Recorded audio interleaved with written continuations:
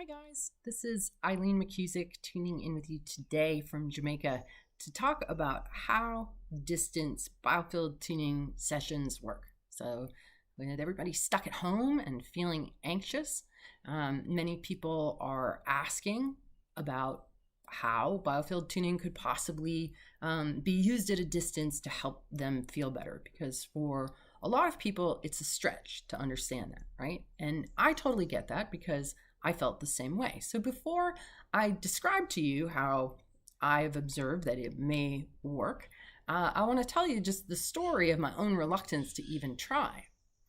People asked me for years. I started doing biofield tuning in its first iteration in 1996, and it wasn't until 2000 and probably right around 2010 or 2011. So I'd been doing it for 15 years before I ever tried it at a distance. And people would ask me if I could do it at a distance. And I would always say, no, like this is physics. This is like on the body physics. Like there's no way that I could possibly do this at a distance. I felt very sort of arrogant and smug about it. I was convinced that it couldn't be done at a distance without even trying it. I was convinced, right? And how many people out there are convinced it can't happen and they haven't tried it yet? I was one of them. So I have a friend who is an MD who helped me with my master's thesis and also wrote the foreword to my book, Tuning the Human Biofield, which you should check out if you haven't yet, because I go very in-depth in my book, Tuning the Human Biofield, about this. So if you're nerdy and you really want to go deep, there's a lot of information there, a lot of scientific citations and things like that as well. It's based on a master's thesis.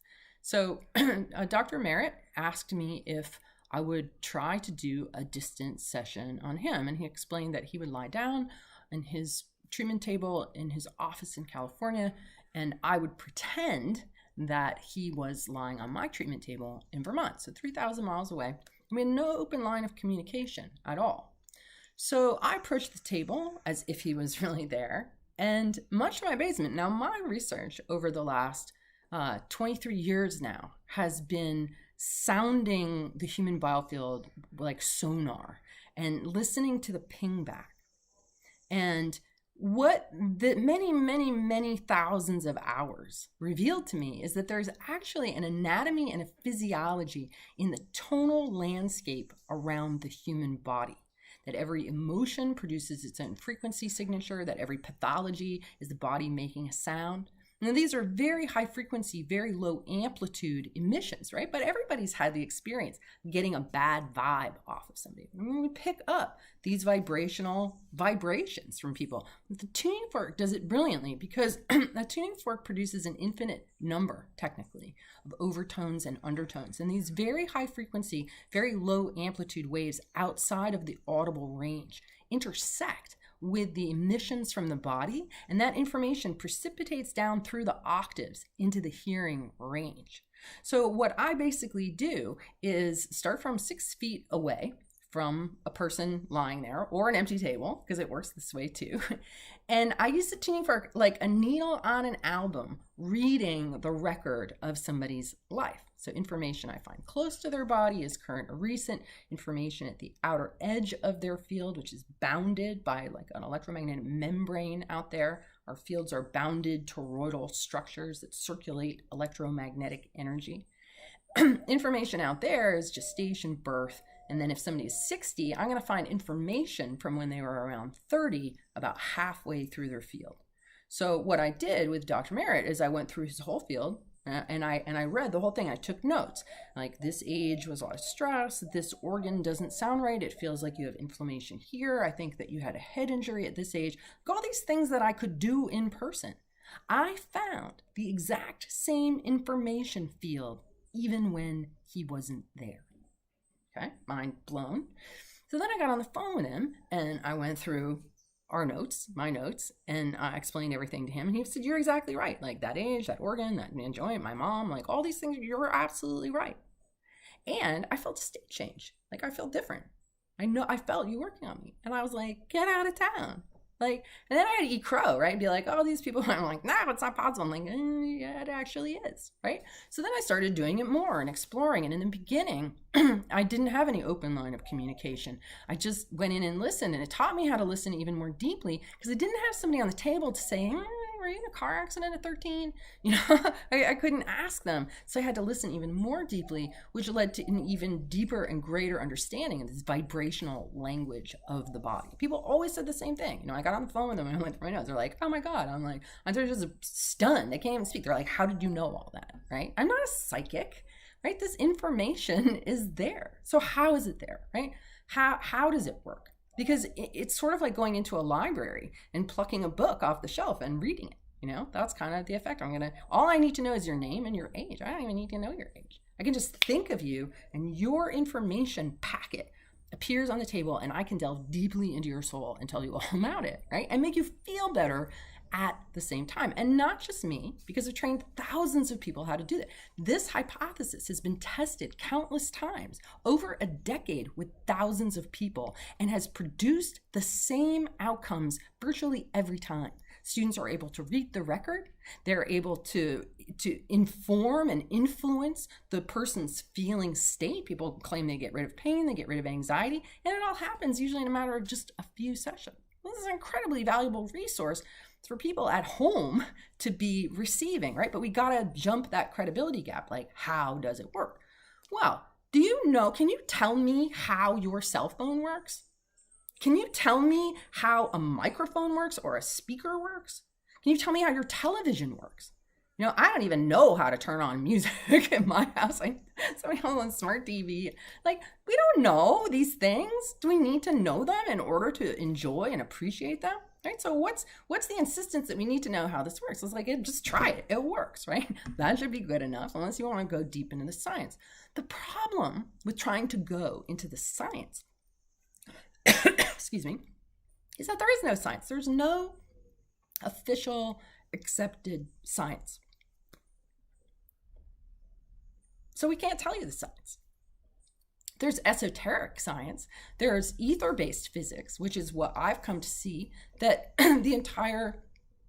everything we see, the ground state of all of creation, is all the same thing. It's all one thing. It's all light. Everything in the visible universe is part of the electromagnetic spectrum. And we only perceive a tiny, tiny bit of it. What does that mean? It's all light. And it's all one light. It's all one unified, vibrating field of light. Which means anything that's happening here is simultaneous, is instant within the oneness of the unified field. And you can call it the 0 point field, you can call it the quantum field, you can call it the Higgs field, you can call it the source field, you can call it the Planck field. I mean, there's so many different names for this thing, you know? You call it God. But I call it ether, because that's its classical term. And the ether is the luminiferous ocean of light that all waveforms move through, that arise in, its infinite potential. Everything that ever is, was, or will ever be arose from the ether and goes back down into it. It's all one. So what we're working with, and it's all one and it's all holographic, which means that this little tiny bit of ether right here contains the information of everything that ever is, was, or will ever be, because it's all one thing. It's like a giant cloud storage system. It records every single keystroke. And so it's like a library in that way. It explains remote viewing, right? Because here's the thing. If your field is out here, right? In biofield tuning, it's a different model. In this model, the body is inside the mind rather than the other way around. So my mind is out here and my memories are accessible around me. Where do I end? Right? You don't. Because you're just a waveform of light in the infinite field of light. You are infinite. You are everywhere. And that is why you can move your state of awareness into these different places in order to do like remote viewing or distance healing. And let me tell you something, distance healing has been proven scientifically through huge amounts of research. It's just all pushed under the rug. Like really well done studies have demonstrated consistency in distance healing over and over and over again. In fact, we just decided today to turn our upcoming study, is going to be on veterans, into a distance study, because everybody's like, well, how does the distance work?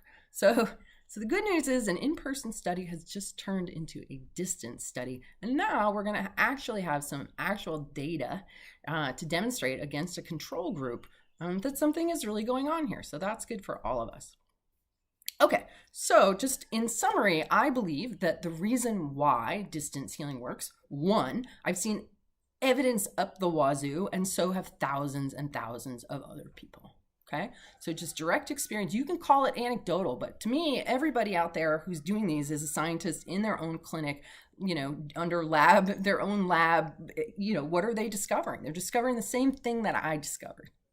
So there has to be a natural law if you see this degree of consistency across it, right? Now, obviously, if you have a new practitioner and a really sort of stubborn, disconnected person, something might not happen. But I can guarantee you that if you get a session with a seasoned practitioner and you have an open mind, you will be pretty amazed. And at this point, for me, the only way that I receive biofield tuning sessions is at a distance, and it's been that way for years now. So I don't think that in-person sessions have more value than receiving sessions at a distance. So I would invite you to open your mind and be curious. And, the best thing that can happen is that you're going to feel better, because we've seen people get over anxiety, depression, pain, like no end of discomforts through this work. And I know myself receiving over the years, I've gotten rid of everything. And people see me and you're like, oh, Eileen, you're healthy. Well, you didn't see me 10 years ago before I started receiving this work. It has completely and utterly transformed my health, my life, and the people all around me who've been doing this work for a while. It works. And I know we all need things that work for us, especially right now.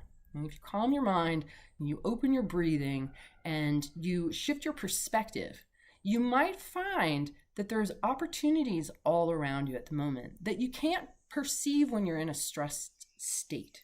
Okay? So biofield tuning will help calm you down, it'll help shift your perspective, and it will help you to see opportunities here. Because there's definitely a lot right now at this moment in time that you gotta feel good in order to see them and to act on them. Okay? And biofield tuning will really help with that. Many other things besides.